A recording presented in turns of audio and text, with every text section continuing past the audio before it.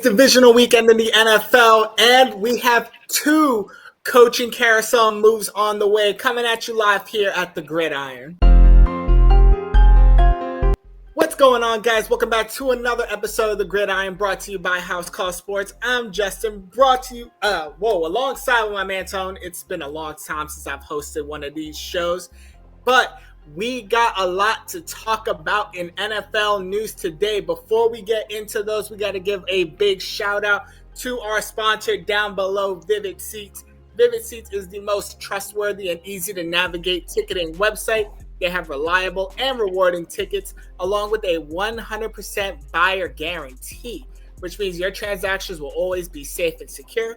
You get full customer service care and be compensated for any canceled events, along with the fact that they have the only ticket rewards program around.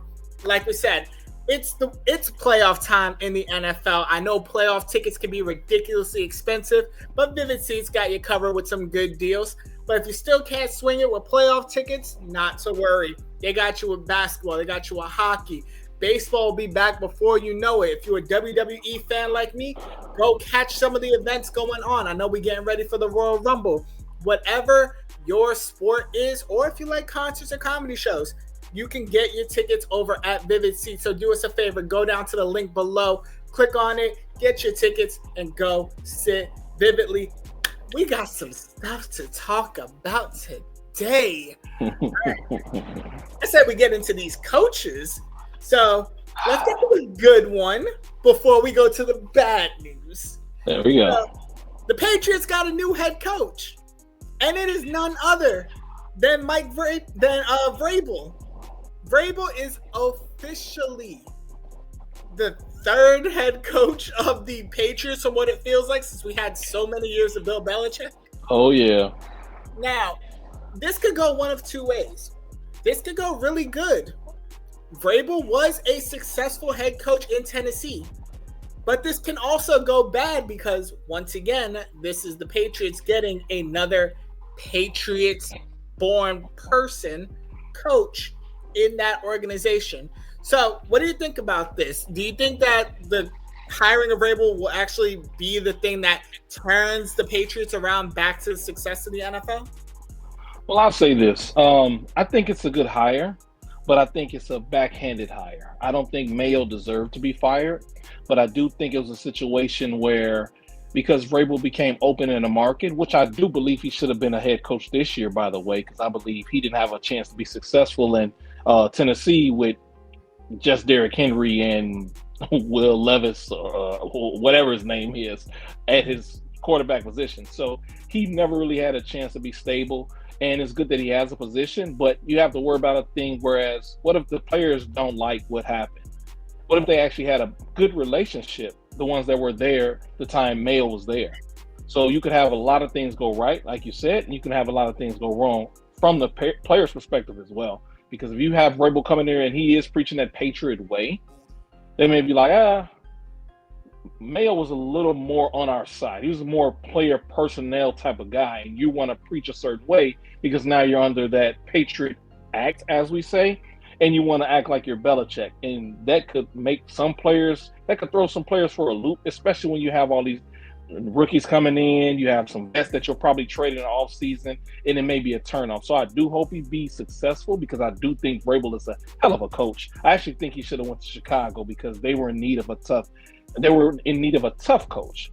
But at the same time, I'm happy he has a coaching position. I just don't like the way they treated Mayo. So it could go both ways, and it could go extremely bad if it gets bad. I don't know if it'll be as great successful, even though they have Drake May, but it could be extremely bad if the players don't like what he's actually pushing out to them.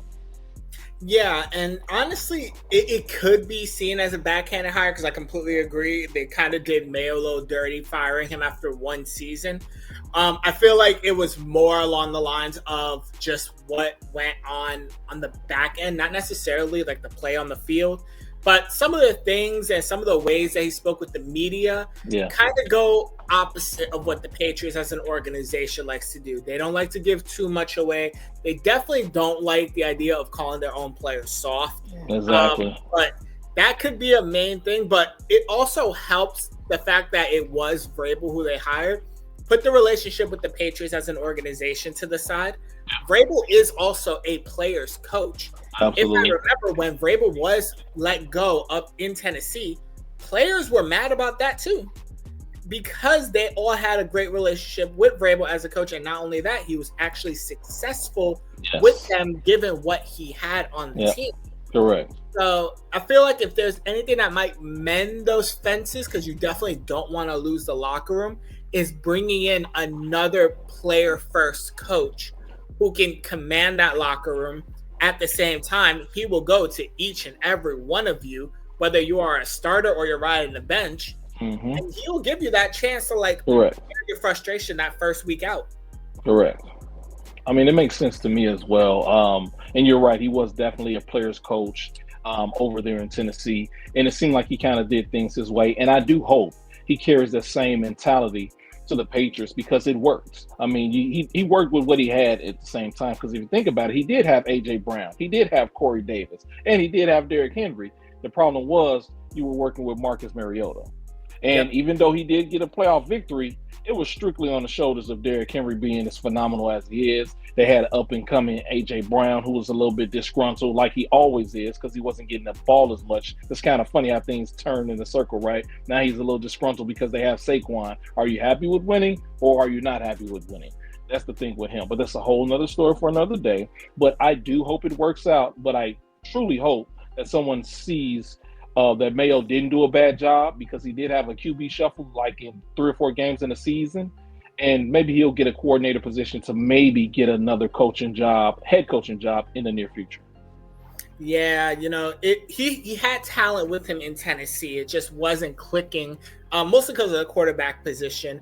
But that does lead me to one thing about the Patriots that I want to warn, because Vrabel is more of a defensive-minded head coach. Absolutely. Which you have a young, developing, going into second year with Drake May. Yep. So that means you need to bring in a very talented offensive coordinator who can help mold and develop May to be that franchise quarterback for you, because we've seen way too many times defensive-minded head coaches always struggle when it comes to the development and performance of young quarterbacks. Correct. I.e. New York Jets.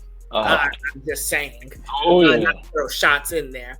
For A.J. Brown, I got some book recommendations, for this coming week as well. To make bestsellers by putting it on live TV. But we'll talk more about that when we talk about the Eagles game that's coming up on Sunday. We got to get into the bad of the coaching carousel. We got Mike McCarthy officially parting ways with them Cowboys. He did not get fired, ladies and gentlemen. His contract did expire. There was some negotiation window between the Cowboys organization and McCarthy's representation to try to get a contract extension, hence why they blocked permission from the Bears to go interview him prior to this. But it didn't work out. Contract's over. Mike McCarthy is now free to sign with whatever team he wants. And there are some teams that are actually interested, namely the Bears. So what do you think? Do you think he ends up in Chicago? Do you think he ends up as a head coach anywhere else? Honestly, Mike McCarthy, I do like him. I just think he's an old-fashioned coach.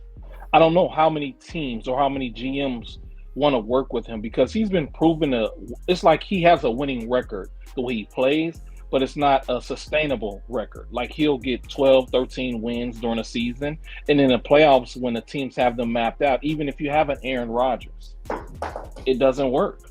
It just doesn't work. So even when Dak had all those winning seasons, their defense was one of the top 6 or 7 defenses in the league. For some reason, it could never work in a playoff. Same thing with Green Bay, because I don't think – so I kind of look at Mike McCarthy almost like Doc Rivers. And I love Doc Rivers, but he doesn't change. And he doesn't change with the times. And he doesn't know how to make adjustments mid-game.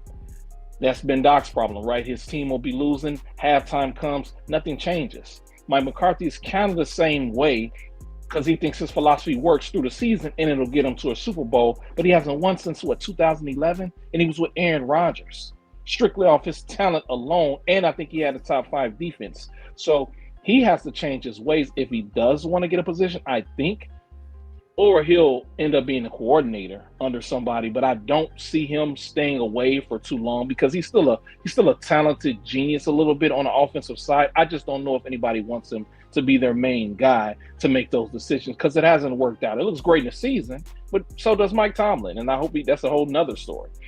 But it's about winning at the end of the day. And if you can't win a championship, and you haven't won since Aaron Rodgers almost 15 years ago, I'm not certain. I'm not certain at all. And especially now that it looks like Deion Sanders could be entering the chat. There'll be a lot of heads turning should he decide to either be open for recommendations to go coaching, or let's say he starts with Dallas. And Mike McCarthy, let's say he doesn't coach this year.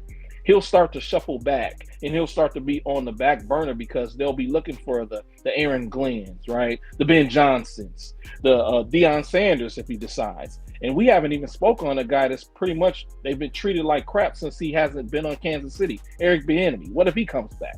So there's a lot of guys that could push McCarthy to the back burner if he doesn't get involved with a team sooner or later, in my opinion.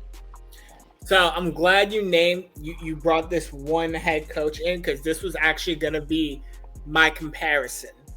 Mike McCarthy is about 2 steps below Mike Tomlin.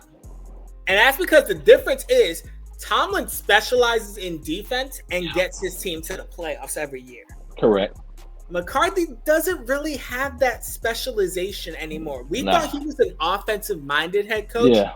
Where he specialized on that side of the ball. But we're starting to see it's really his quarterbacks that will make or break that. His offense. And he doesn't guarantee you a playoff position like Tomlin would. And that's something that I laugh at because every year at the end of every season, when the surety of Pittsburgh being bumped in the wild card round happens, first 2 days is, well, they should let go of Mike Tomlin and move in a new direction. Yeah.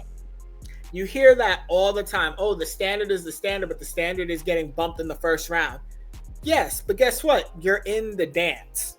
And you know what? As a struggling Giants fan, I'd rather be in the dance than watching from home or in Cabo like they are right now. That's one. 2, I do believe that there are a lot of better candidates for head coaching positions. Yeah. I used to think Bieniemy would be like the top person, but I got to see how he is as a play caller when it's his show. Yeah. He needs some seasoning at that point. He's a coordinator. He's a coordinator, but he has to like get that experience as like an actual play caller first. Yeah. Do I think he's going to end up, and I so wish Kyle was here just so I could rub it in his face. Do I think he may get signed by the Chicago Bears? I think so. I feel like they're going to go after Ben Johnson first. Yeah. And if they can't get Ben Johnson, then they're going to switch over to McCarthy because by the time Ben Johnson picks a place, it's going to be way too late in the cycle. Absolutely. Yeah, you got absolutely. The Lions either going to the championship, going to the Super Bowl, and it's just going to be way too late. Absolutely. I agree. I agree wholeheartedly. When it comes to McCarthy, I think you need to take a year away from the game. Do what Belichick did. Do what Vrabel did. Become an advisor for a year. See if you still even want to coach and go from there. Or maybe even go to college. It's okay. Or go to college. Go to college. It did work for a couple of players. I mean, a couple of coaches to go down to the collegiate level. And with the NIL, you can get anybody now. So the one thing I don't agree with, and maybe it's because we're still new in the NIL deal, so it's kind of blended now. I don't see Deion coming up to the NFL to be a head coach. Yeah. I feel like he does so well as like that motivational college head coach, kind of like the head coach of Notre Dame. Correct. That I feel like molding younger players in that realm, the way he coaches, works much better in college than what it does in the NFL. Because the story had always been the NFL are grown men who are getting paid. Yeah. They are not these young kids. Correct. But then again, now the young kids are getting paid. Exactly. So the lines are kind of blurred there, but I don't know. I don't see him taking the job. If it was offered, do you think Deion Sanders would actually go up to Dallas and just take reins there? So I think he would, based on the relationships, right? Um, Familiarity with Jerry Jones, but I agree with what you said. He does like to be around kids, teach kids the old-fashioned way, the old school way, not the way these guys or knuckleheads can be now. So I do believe, and I heard this as well, the perfect place for him would be Oakland. Everybody's young. He has a young Brock Bowers, who is the first team All-Pro tight end.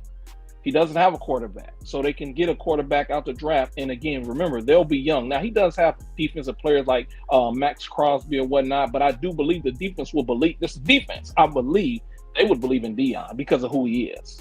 Offense will be a little scary, but at the end of the day, if they're young, if you're coming into the NFL, why wouldn't you want to play for Deion Sanders? And we ain't even speak on if they were somehow able to get Shador. So I think if he does come in the NFL, which I think he'll stay in college, it would be to a team that's younger where he can kind of mold them almost traditionally like he was doing in college. Or it would be with the Dallas Cowboys because he's familiar with Dallas. And let's say, I hate to say this, things happen and Jerry Jones isn't here, on this earth 10 years or in the next 3 years. He definitely, I think, would consider going there just because of the relationship, just because of what he has with Jerry Jones and his family. And who wouldn't be better to take that position as the GM even / coach if Jerry Jones was no longer there? Yeah, I mean, I'll be honest. If there was any NFL team, it would be Vegas. One because they are young. Yep. Two, because they do have a good chance to get Shador. Yep. In the draft, and I think there hasn't been a time in Deion Sanders' coaching career where he hasn't coached like at least one of his sons. Exactly. So if he stays in college, this is guaranteed to be the first year that he doesn't have Shador or Shiloh on his team. And if he goes to the NFL, I mean, there's a chance he could get his son to be that quarterback of the future for a team. And he definitely will have say on what team his son plays for. Of course. Of course.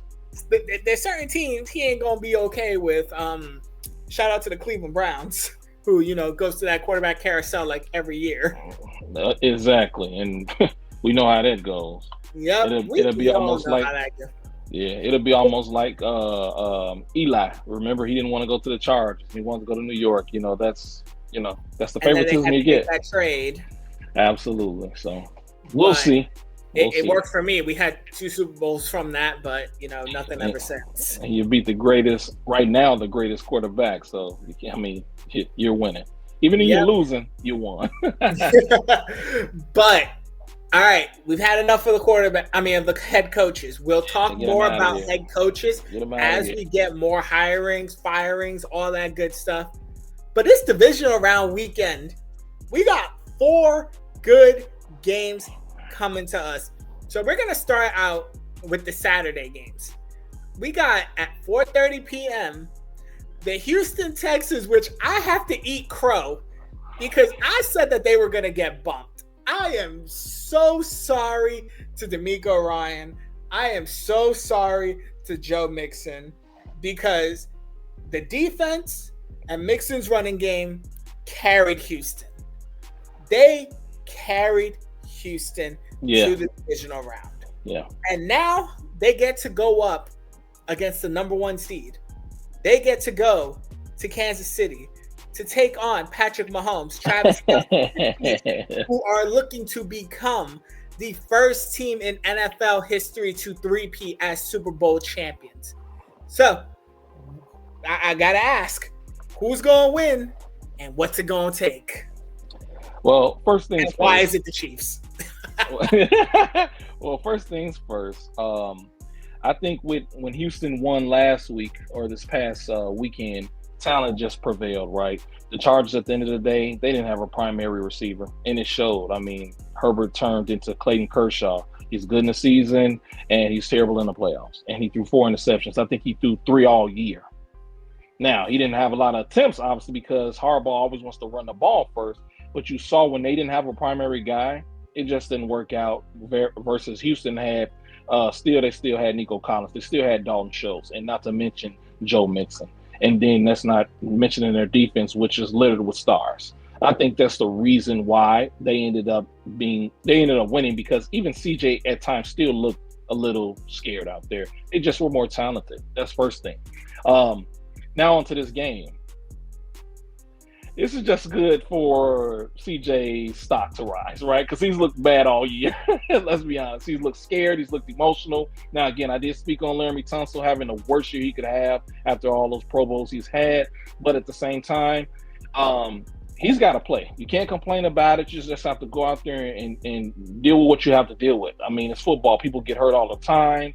You have to figure it out. And I think another thing CJ has to understand, he needs to run when he sees the opening to run. He for some reason got so spoiled last year when he was a rookie and he didn't have to run. His line was almost like the top 3 or 4 linemen in the league as far as his offensive line goes, that he didn't think it would be the same, or he thought it would be the same this year, but he was on film. They were studying of the lineman that was blocking for him, the tackles, the guards, all of that. What's his goods, his bads, his do's, his don'ts. And he was struggling. And he struggled pretty much for the whole year. So I do believe this is just to raise his stock. Remember when Josh Allen went up against Patrick Mahomes? He didn't win, but they went into overtime and he lost. So that raised his stock right there. You went against the best in this generation, and you guys were at a standstill, in an overtime play won them the game. But we still say Josh played amazing in the playoffs. Every time he's played amazing in the playoffs. So I think that's what CJ's playing for more than anything, for his stock, for us to still say he's that guy from last year. I don't think they'll win, because I do believe that Patrick Mahomes is who he is. I think that Travis is who he is. And more importantly, I think that Andy Reid is who he is. They're healthy. Remember, Patrick had a high ankle sprain. He's healthy. And I do believe it's just going to come down to who's the smarter quarterback, who's the more patient quarterback, and who's the better coach. And I love D'Amico Ryans. I hope they play them to a standstill. Hey, I even hope Houston wins, because I do love the team, but you have to be real. And if you're in the reality of world, this isn't the Matrix with Neo, sorry, man. The Chiefs are going to win just because they have to win, just because they're designed to win. It almost seems like they're designed to win. This game specifically, and I do believe it'll come down to that offensive line that CJ has. He just won't have the time, and I think that'll make him kind of panic a little bit, not see what he needs to see. And then I think that the defensive line will shut down Joe Mixon. So the Chiefs will win. It might be, I don't like to say 15-point leads, but they could probably win 21-10, just because they'll probably just stop the Houston Texans from scoring. And the Chiefs don't score at a higher level like they used to, but all they need is 21 points, because their defense will do the rest. So I'm going to tell you, I love the fact that we're going to get a chess match essentially between Andy Reid's offense and D'Amico Ryans' defense. Mm-hmm. That's what I'm really looking forward to here. But I think it's going to be a low-scoring affair. I think it's going to be 17-10 Chiefs. I think both teams are going to make it far on the backs of their defense. And you know what they say when it comes to the NFL, defense wins championships. Oh, yeah. So now that we're in the playoffs, we got arguably two of the better defenses on the AFC side right now. Absolutely. And they're going to put on a show. We are going to see Patrick Mahomes and we're going to see CJ Stroud both struggle in this game. The lines are how they are, and unfortunately, they're not the best. Yeah. But both quarterbacks are susceptible to getting hit a few times in this game. I just think that Patrick Mahomes is just going to put out just enough to get them through this. So you know what? Lock it in for me. Chiefs got it. I'm going 17-10 on that one. Yeah. But also, Saturday night, we got the Washington Commanders, and I guess we got to officially say it. Jaden Daniels is the Rookie of the Year. There we go. Because he made it further than Bo Nix. There we go. He put the Commanders on his back. Literally. Our weekend. And they get to go to the Motor City to take on the number 1 seeded Detroit Lions. And guess what? The Commanders coming off of arguably the most entertaining game of Wild Card Weekend. Oh, without question. Blowout. Without question. The NFC South champs. And now you got the rookie of the year, because it's just a lock at this point. Yeah, of course. It's just a formality that we're just waiting. Easy. Versus essentially America's team, because most of America do want to see Detroit win. Detroit. So I'm going to say it again. Who's going to win? What do they got to do to win? And why is it going to be the Lions? This game could get out of hand. We could see another blowout. Reason being is because as good as I do believe Jaden played, and I did speak on this last week. If the Bucs had Godwin, they would have won. They just ran out of offense. They ran out of talent. That's all. Because the game was played to a standstill, and this was the best game of the week, which I think we all kind of felt like it would be a nail biter. We thought other ones would be, but especially this one, because again, he was a rookie. Baker Mayfield has been balling. So we were going to see if Todd Bowles' defense, which he's another great coach that they don't talk about enough, if he was going to be able to, let's say, make Jaden confused, but Jaden just looks like he's not a rookie. And I'm going to be honest with you. Even though CJ played great last year and he actually had a blowout victory against the Cleveland Browns, he looks better than CJ looked last year. And that's saying a lot for me because I'm a CJ fan through and through. But Jaden looks like he's not fazed by anything. He looks like he knows when to run. He looks like he knows when to throw. And more importantly, he doesn't look like he's in a panic when he gets down. And people have been in and out the lineup, right? He's missed Brian Robinson for a game. Eccles has been out. McLaurin sometimes doesn't get the ball, and he's one receiver that doesn't complain, more importantly, which is even better. Zach Ertz? He's back. We thought he was gone when he left the Eagles. He's had a resurgence. So I do believe they're good, but they're not Detroit. Jahmyr Gibbs, honestly, if they didn't have David Montgomery, we would probably be saying Jahmyr Gibbs is probably the second or third best running back in the league because he's shown that he might can just tote the ball by himself. I mean, them being smash and dash, because that's essentially who they were when Chris Johnson was on Tennessee with Lindale White. I mean, Sonic and Knuckles is a great newer name, but Jahmyr Gibbs looks like he can literally carry the ball each and every down. So I didn't even mention Jameson, and I didn't even mention St. Brown. And from what I'm understanding, St. Brown, he has some type of chip on his shoulder because of who they drafted before him. I just saw that today that he wrote down. I don't know if it was receiver or corner. Just saw that? He has a whole list of every receiver that was drafted before him. Yeah, I didn't know though it was one on Washington. I had no idea. I knew he had a list. I just didn't know. It's almost like a list and checking it twice, right? Yeah. The man has the Santa Claus list. Like he literally like, I'm better than you, I'm better than you, better than you. And he's better than most of them. Yes, he is. And he doesn't complain either about the ball. And that's what I think makes a great team. And again, this trickles down to their coach, right? I do love Dan Quinn. I actually think he's a good coach. I actually think what he's done this year is a great coach because you had to give that quarterback confidence at the end of the day. I know Jaden is who he is, but you have to have the coach that has a good relationship with a rookie. He has to have confidence in that rookie. Even when Jaden runs, and he's extremely small. When he runs and it looks like, he's going to get hurt, the coach still believes in him and lets him play his game. Eckler, we thought Eckler was done because he's always hurt on the Chargers. He's had a little bit of a resurgence. So Dan Quinn is coaching these boys up, but he isn't. Dan Campbell looks like he should still be playing. And half of the time, I feel like he is playing because the way he talks at the podium, you just want to say, put on the pass and play with us, coach. And he has those guys feeling very successful through the injuries. He has them confident, and more importantly, Jared Goff believes in them because Jared Goff needs that type of coach. When Sean McVay lost interest in Jared Goff, you saw his downfall. He didn't have confidence. He wasn't the same guy. But when he was on the up and up, when Sean McVay believed in him, they went to the Super Bowl.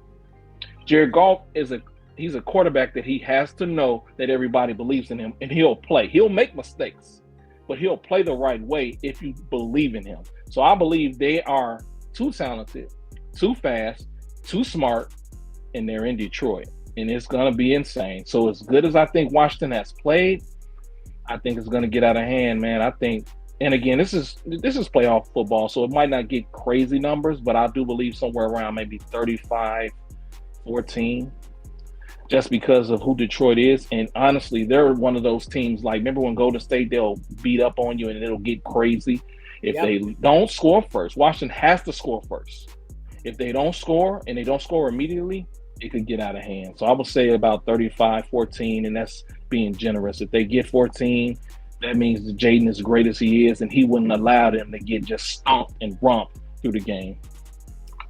Listen, I never like giving a divisional opponent credit, but I have to tip my hat off to what Washington has been able to do this season. Mm-hmm. Dan Quinn, I gotta say, another formality, he's coach of the year. Like, if the vote was up to me, that's coach of the year right now, because you had a brand new organization, essentially. Oh, yeah. New GM, new head coach, new offensive coordinator, new defensive coordinator, new quarterback. And not only were you able to essentially get into the playoffs, you were able to win a playoff game with, again, your rookie quarterback. Oh, yeah. So guess what? You should get that award. If it goes to anybody else, as somebody who is a division rivals fan, I'm gonna root for Dan Quinn to get that. Yeah. I think they're doing amazing. I feel like the future is very much bright in Washington. Yeah. But it's not going to be bright on Saturday. Oh, no. I'm sorry. Cloudy. It's going to be way too loud in Detroit. Yeah. You're going to have Eminem there, which means the crowd's going to go extra wild. Oh, of course. Because that man's not going to miss the Lions playoff. Of course not. Calvin Johnson. Calvin Johnson will be there. Anybody will be there. If it wasn't for the fact that the Rams are also in the playoffs, Stafford would go there too. But Barry's gonna show up. Yeah, it's gonna get. Oh man, Barry shows up, it's over. Yeah, you definitely. Oh yeah. But I want to talk about one thing about Detroit, and I get reminded of this every single year that I've seen how successful the Lions have become. Yep. If we remember, in the first year of the Dan Campbell era, it was not a good season, and everybody was calling for his job in year one. They kept saying he's not ready. He's not a head coach. He's not an NFL head coach. He's a very motivational player first person, but he is not a coach in the NFL. Yeah, a lot of people are eating those words nowadays, aren't they? They got into what? They got into the championship last year, right? NFC Championship? Cool. Got there. They're the number one seed this year. They're making Jared Goff look amazing because you have an offense that's built around what he does best. Correct. You're not making him go out of his way. You have a 1-2 punch at running back because Montgomery is coming back apparently this week, that he is expecting to play. So now you got Sonic and Knuckles fully back together. They have a number one receiver in Amon-Ra St. Brown. I like Jameson Williams, but he's like underperformed based on like what we expected him to be. Yes. He's not the number one receiver we thought he was going to be, but he doesn't have to be. Correct. And this is saying this with a Lions team that has the most players on injured reserve. Still insane. And they're still at the place that they're at now. So you know what? Let them keep going, and you better pray Detroit does not hit the Super Bowl, because Aiden Hutchinson will be coming back for that. He ain't missing that game. Oh no. He's like, if I could come back now, I'm coming back now. Yeah. Agreed. But if they make the Super Bowl, he's gonna be there in New Orleans. Yeah. So you know what? Give me Detroit. I'm gonna give Washington a little bit more. I'm gonna say 37 to like 24. Oh, I think Jaden Daniels does put up points. Yeah. I feel like he's going to put the team on his back again. He's going to take advantage of the defense that is still hobbled. But I feel like that offense is going to pull away early. Yeah. And then they're going to try some of their, classic Ben Johnson trick plays to just throw it out there like, we still own this night. Yeah. Shifting over to Sunday afternoon, we have another East team playing. Oh man! The aforementioned Philadelphia Eagles, the team where Saquon Barkley broke the hearts of so many sports bettors by not scoring on that run. The team where A.J. Brown made an author millions more dollars just by being seen with a book on the sidelines. Yeah, my God. They get to go and host the Los Angeles Rams, who knocked off the Minnesota Vikings that at the halfway point of the season, we thought was the number one team in the NFL. Oh, yeah. And they knocked them off. And you know why they were able to do that? Because they have a young defense that has a high motor and will get to your quarterback. I think they got, 7 sacks? I think between 7 and 9, somewhere around there. Somewhere around 7 and 9 sacks. Had that man going back to his Jets days seeing ghosts. Casper. And now they get to go and face arguably the number one offensive line in the NFL in the Philadelphia Eagles. Which, as somebody who loves watching the war in the trenches, I'm going to enjoy that. I'm going to enjoy Jared Verse versus Lane Johnson. So, who is going to take this matchup? I'm not even going to suggest who's going to win because it could go either way with how the Rams be playing. So here's the thing. I'm a Matthew Stafford fan. I've been a Matthew Stafford fan, and most people that watch football, they know the pros. The quarterbacks always suggest he's one of the best throwers of the ball. They have the talent to win the game. But I don't know if, as good as their defense is, and I'm going to say they look amazing the last game. Why? Because it's a copycat league. They saw what they... Ladies and gentlemen, we are having some technical difficulties. And what happened? Can you hear me now? Sorry about that. Yep, you're all good. They saw what Dan Campbell's defense did against Minnesota, and they brought pressure. And they did the exact same thing. They don't pressure. They don't bring blitzes. That's not what the Rams do. But they saw that Sam Darnold was vulnerable. And I'm going to say this. They saw that their offense didn't make adjustments because a lot of ways that Minnesota has won has been on big plays. Aaron Jones is a great running back. But like Green Bay, he's not a power back. He's not one that's going to take you to promised land. You can't lean on Aaron Jones to win you a playoff game. So they were exposed. And because they didn't make adjustments, they lost. There was no screens. There was no short passes when they figured out Sam Darnold was pretty much, he was scared. But I'm going to be honest. And I like Sam Darnold. He did look like he was seeing ghosts. But if you get sacked 6 times, and I think there were 6 times in the first half, what quarterback wouldn't? Look what happened with Patrick Mahomes when his offensive line was down when they played against Tom Brady. Remember, Patrick was scared. He was seeing ghosts, and he didn't have a line. So it shows that I don't care how great you are. There's only so much you can do when every time you drop back, you literally think they're with you. So that game was won in the trenches.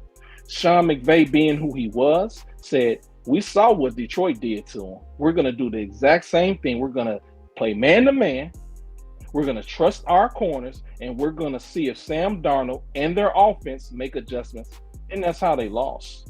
No adjustments, and that's good. This is good, though. This is experience for them going forward, and they need to understand we need to figure out a way to beat the blitz. Because if we keep Sam Darnold, we need to figure out an offense that doesn't evolve around 20, 30-yard passes to Jordan Addison or Jet Jefferson, and maybe they'll have a chance going forward.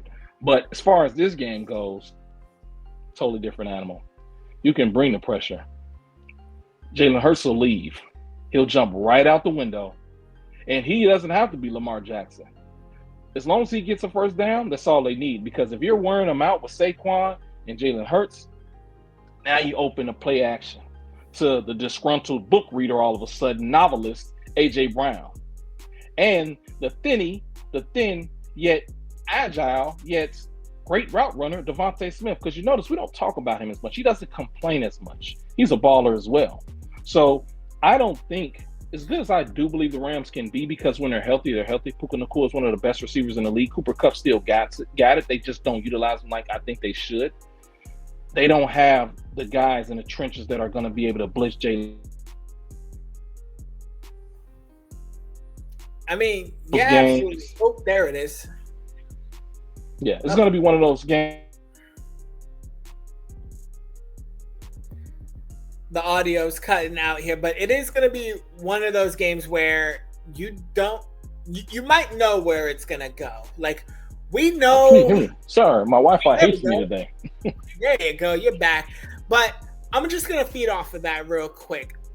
We know how this is going to end, but we also know it could go either way in a kind of way.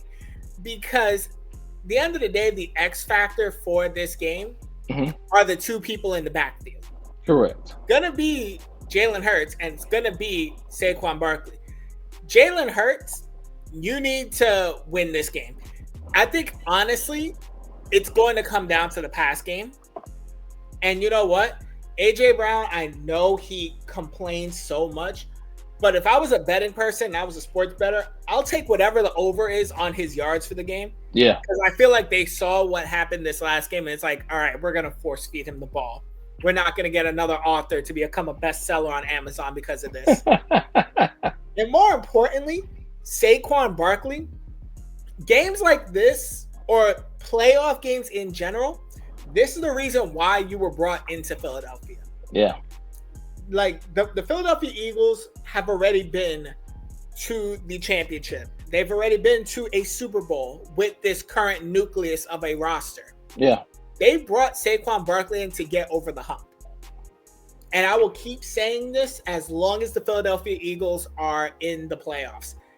If they do not reach the Super Bowl and do not win, then year one of the Saquon Barkley contract, regardless of the 2,000 yards, regardless of the leading the league in rushing, regardless of the individual accolades, as a team, it will be a failure. Correct. Because this is the reason why he was brought in. Now, I agree. I agree wholeheartedly. I'll say this: do you believe Nick Sirianni will be on the chop block should Philadelphia lose? No. No. Okay. So here's my thing. I do believe they love him. I do believe that he's kind of a Philadelphia coach, but you know how it is, put up or shut up. I think it's some people that's actually waiting for him to fail because of the type of guy he is. Like, he's a upfront, in your face type of guy, which is beneficial. It's great when you're winning, but then you have those individuals that are thinking, shut up, be quiet, just win, just prove that you're who you are, because you're always barking. So we all expect them to win, but I would say this: they have to play an exceptional game for them not to. They have to play a horrible game, for them to lose. But I will say this: if they lose bad and he's out coached, because it's Philly, I do believe it'll be some people saying, "Is this the guy?" Because remember the last year they played and they looked bad, and it was all on him. Because he didn't coach those guys up. They weren't ready. They weren't prepared. But this year, with Saquon being the player he is, it's like there's no excuse. So losing this year, and let's say if they lose in a horrible fashion, it could be a problem. It can be. Now, here's the thing. Again, I'm gonna put the comparison up, because Sirianni, for him being a coach with much less experience than Mike Tomlin, they have the same thing where it's like they get your team to the playoffs now. Yeah. In Philadelphia's case, I think it's more of a Howie Roseman thing than it is a Nick Sirianni thing. Exactly. But as a head coach, he's getting you to the dance. Now, when you lose, y'all lose horribly. And then there's always that, like, the fights and all of that makes it look like, especially in the media, in the North, more horrible than what it is. The best shout out I could give to the Philadelphia Eagles as an organization is they do have leadership in that locker room that keeps things tame. Yeah. AJ Brown could go on a fit. Jalen Hurts could be in a slump. Yeah. Anybody else could go. Jalen Carter, when he does get into drama, like pushing around people, all that. But you know what? They have leaders in that locker room that will douse those flames before it gets crazy. Brandon Graham. Yep.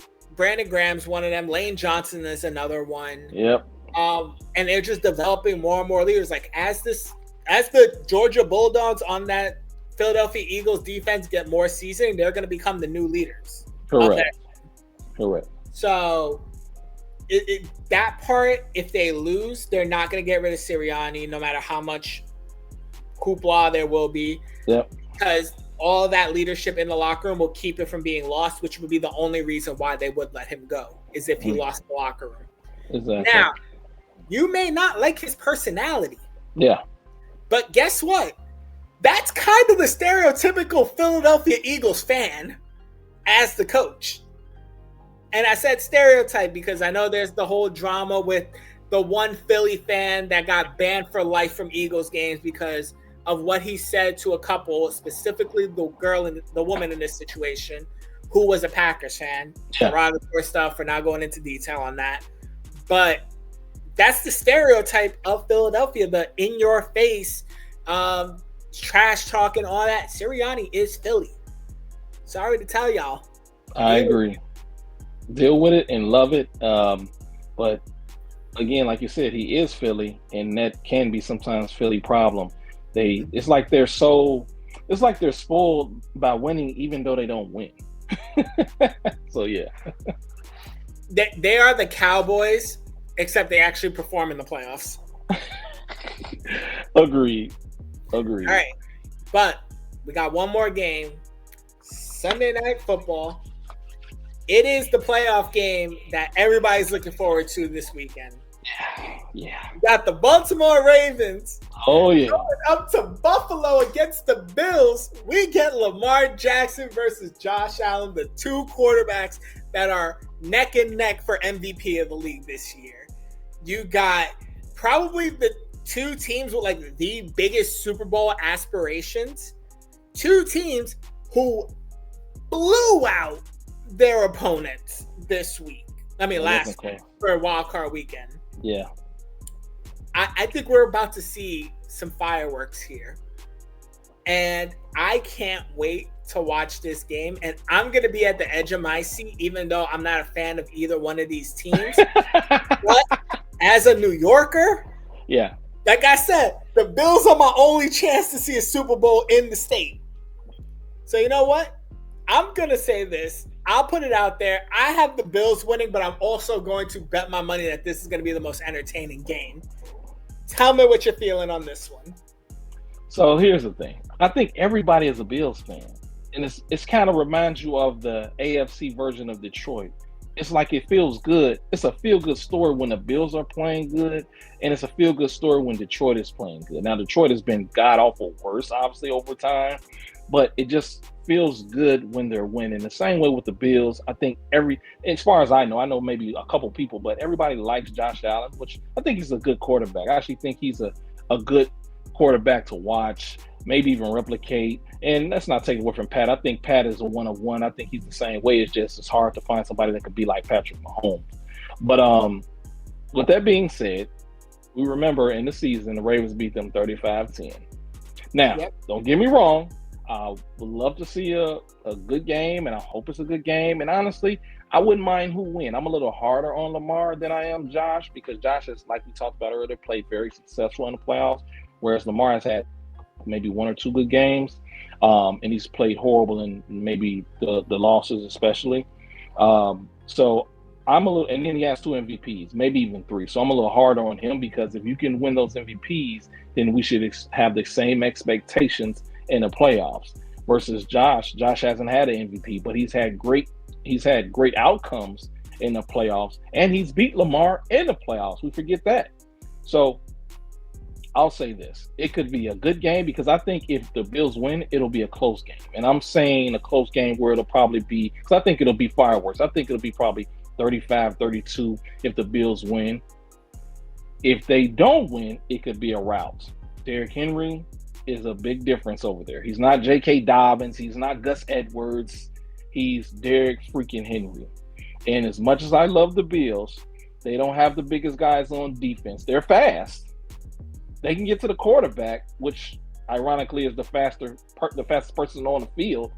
But I'll say this: if they let Derrick Henry take over that game, it could turn into the game that they were playing against Pittsburgh when Derrick Henry and Lamar Jackson had over 150 yards in the first freaking half. So it could really get out of hand if the Bills do not control the line on the defensive end. If they allow Lamar Jackson and Derrick Henry to run all over them, they could lose badly, because then you'll say, pin your ears back, Baltimore, and go get Josh. And for as much as we love Josh, he hasn't turned the ball over. If he has to be that quarterback that wants to just stress on, always trying to be the Superman, I would say the over-eager Superman, he'll throw the game away just because he has to fight back from a 15 or 20-point deficit. So I believe that if the Bills win, it'll be a close game, nail-biter, 35-32. If the Ravens win, it could be close to like it was last time. It could be 35-10, 35-14, all because I just don't like the matchup. I didn't like it when I heard this was who they were going to play. I do believe the Bills could beat Kansas City in the playoffs right now because I like the matchup better. As I do believe the Kansas City Chiefs could beat the Ravens because I do believe Kansas City is built better, and I think Pat is a way better quarterback than Lamar, and I think Lamar sometimes get caught up in he wants to be a pass-happy quarterback when he goes against a great passing quarterback. So with that being said, I do think the Ravens will probably still win, and I hate to say it, it might be a rout, but if the Bills win, it'll be a nail-biter. So for me, it's a pick 'em, but I'm leaning towards the Ravens. Oh, this is where we differ because I'm going with the Bills on this one, but there's two things that has to happen, and there's two things that make me nervous. Number one, I don't think this is going to be the quarterbacks that make or break this game. I think it's the running backs.